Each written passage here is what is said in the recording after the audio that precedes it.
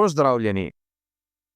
Na vrsto je prišel tudi zadnji briefing velike nagrade Bahreina. Poglejmo si skupaj, kaj vse moramo vedeti pred začetkom nedeljske dirke za veliko nagrado.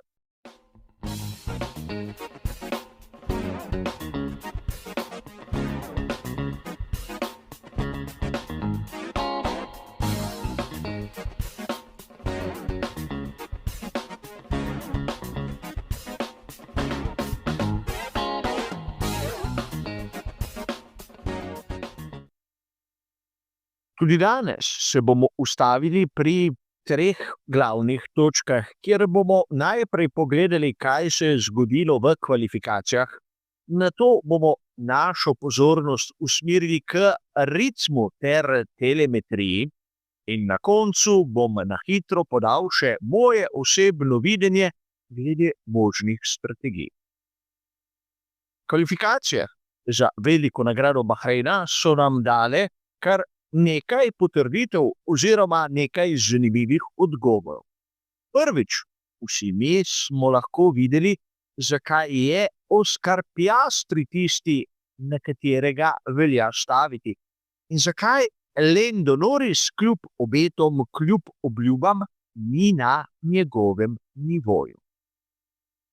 In treba je tu povedati, da George Russell kot prvi zasledovalec Piastrija se bo lahko vmešal v boj, ampak ne vidim ga tam spredaj. Seveda Charles Leclerc na kvalifikacijah kot običajno je pokazal tisto nekaj več, ampak glavna je dirka. A najprej bi rad izpostavil fenomenalne kvalifikacije Andreje Kimi Antonellija. Seveda je za svojim moštvenim kolegom, ampak se zavedamo dejstva, da je novinec in kot novinec deluje izjemno zrelo. Za fanta, ki še niti ni maturiral, je pokazal, da je lahko po duši bolj zrel kot marsikateri njegov starejši kolega.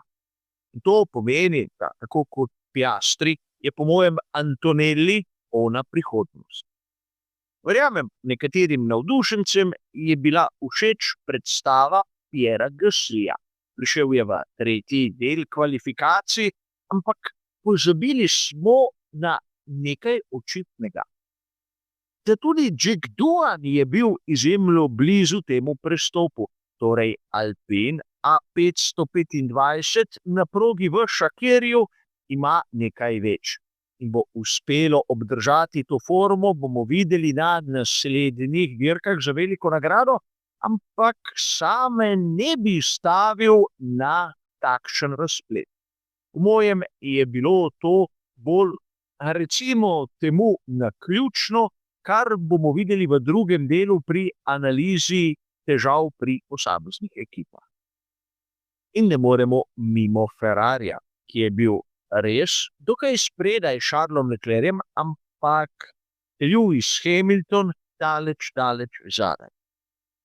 Tu se lahko sprašujemo, ali je res on tisti, ki ne zna več, ali pa očitno SF pomišljaj 25 ni tako dober, kot nam razni komentatorji dobesedno pravijo.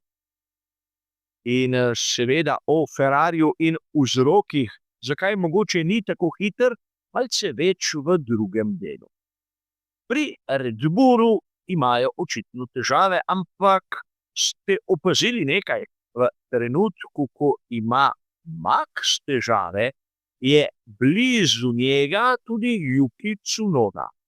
Ko Max nima težav, je daleč spredaj in verjamem, da ukolikor bi pustili Liama Lawsona na njegovem mestu, bi se znašel dobesedno tam. Še posebej na progi v Bahreinu, ki je vsem predobro znan. A tu ne smemo mimo dejstva, da mnogi vozniki so presenetili, ampak malo kdo je omenil fenomenalen rezultat Carlosa Sainza mlajšega, ki so ga nekateri že odpisali, videli na izhodnih vratih iz Formule 1, ampak pokazal je svoj stil, pokazal je svojo hitrost. V nekem intervjuju v preteklih dneh sem prebral njegovo izjavo, ki se mi je zdela perfektna. Namreč dejal je, če nekdo sodi samo po 3 velikih nagradah, očitno nima dosti pojma o tem, kaj Formula 1 je. In verjamem, da mnogo navdušencev, ki spremljata šport, verjetno nima tistega, recimo temu, osnovnega znanja. Težava je v tem, da danes v današnjem svetu znamo vsi komentirati in vsi kritizirati. Bravo, Carlos, in upam, da bo jutrišnja dirka nekako v stilu tistega, kar je pokazal na današnji kvalifikaciji. In seveda tu moramo razumeti, da pravzaprav je po mojem mnenju glavna točka ta, da je Oscar tam spredaj in Lando tam zadaj. In to nam mora biti isto glavno vodilo pri spremljanju celotnega dogajanja. Namreč Lando Norris kot vodilni v skupnem seštevku je zopet pokazal svojo šibkost, medtem ko Oscar Piastri isto prirojeno hladnokrvnost, ki sem jo videl v Formuli 3 in Formuli 2. Tako da sedaj imamo tudi malce bolj oprijemljive argumente, zakaj je Piastri prihodnost McLarena in žal ne Norris. A videli bomo seveda, kaj bo pokazala jutrišnja dirka za veliko nagrado. Namreč, dokler dirka ni zaključena, enostavno ni še konec. A verjamem, da marsikoga zanima ritem in še marsikateri drugi zanimiv podatek, ki sem ga pripravil za naš drugi del. A poglejmo si tisto uradno simulacijo, ki smo jo lahko dobili na uradni spletni strani Formule 1, kjer je McLaren seveda spredaj in dvomim, da je kdo pričakoval kakšno drugo ekipo tam. Na to, če smo iskreni, Red Bull in Mercedes dokaj skupaj med 2 in 3 desetinkami sekunde. Ferrari zaostaja že za približno pol sekunde, ampak na to prijetno presenečenje. Williams, ki je v ozadju, ampak dokaj blizu Ferrariju. Ta lestvica tudi odraža na grobo tisto, kar smo videli na sami progi. In tu je treba poudariti nekaj točk, o katerih ste me spraševali v tem premoru med prispevkom pred kvalifikacijami in sedanjim zadnjim briefingom. Namreč treba je poudariti, da pravzaprav je bil drugi sektor tisti glavni, kar sem že omenil v predhodnem prispevku, ampak sedaj si lahko pogledamo, zakaj. Seveda, vmesni časi posameznega sektorja so več kot očitni, ki nam dajejo tisto potrditev seveda tega, da končna hitrost običajno ni dovolj, da se ima dober ritem, da se je tam spredaj. In ogromno navijačev skuderije Ferrari je bilo malce začudeno glede tega, ker sem dejal, kako je Ferrari v resnici počasen. Ne da ima kakšno očitno težavo, ampak ni tako hiter kot McLaren. Kot ponavadi, na vrsto je prišla telemetrija.